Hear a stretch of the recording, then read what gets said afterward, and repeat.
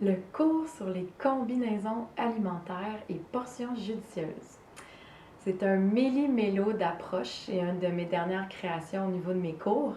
C'est un cours dans lequel je mélange des approches hypotoxiques, paléolithiques, sans lectine, végétarien, végétalien, puis aussi alimentation conventionnelle. On parle de toutes les catégories d'aliments, protéines, féculents, graines, noix, légumineuses, produits laitiers, pain céréales, légumes cuits, légumes crus.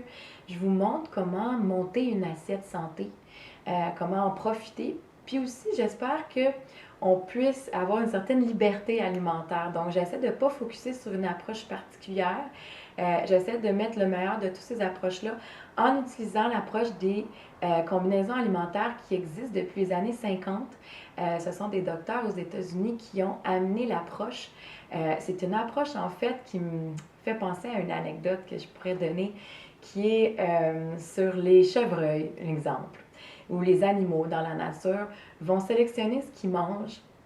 Ils vont manger une petite quantité d'une chose, ils ne vont pas nécessairement tout mélanger.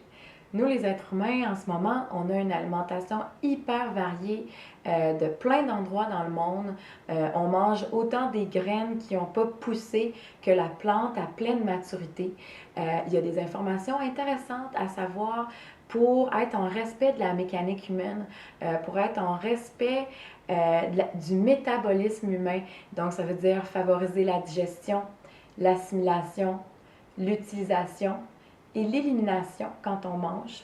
Donc, les combinaisons alimentaires, c'est un cours d'1 heure et demie dans lequel on parle des bonnes portions, les bonnes combinaisons. Je vous donne des belles recettes. Je vous donne même un menu d'une semaine pour voir. Les effets bénéfiques de bonnes combinaisons alimentaires, bien, avec les combinaisons alimentaires, on peut même remédier à certaines intolérances alimentaires parce que les intolérances sont souvent causées par l'anxiété et la façon qu'on mange, ça veut dire la façon qu'on combine.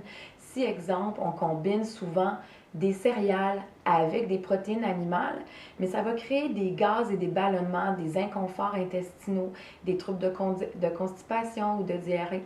Donc, on peut remédier à plusieurs problèmes digestifs. On peut remédier à des problèmes de peau, des problèmes respiratoires. Ça va faciliter ou prévenir, ça va aider. Donc, c'est un cours qui va travailler sur l'alimentation et l'aspect chimique de la nourriture. Donc, 1 heure et demie à ne pas manquer avec un beau fascicule de cours et de recettes.